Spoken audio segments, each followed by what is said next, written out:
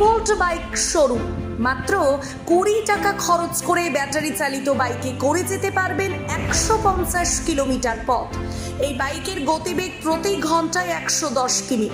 শুনতে অবাক লাগলেও বাস্তবে সত্য, তাই দেরি না করে আজই চলে আসুন।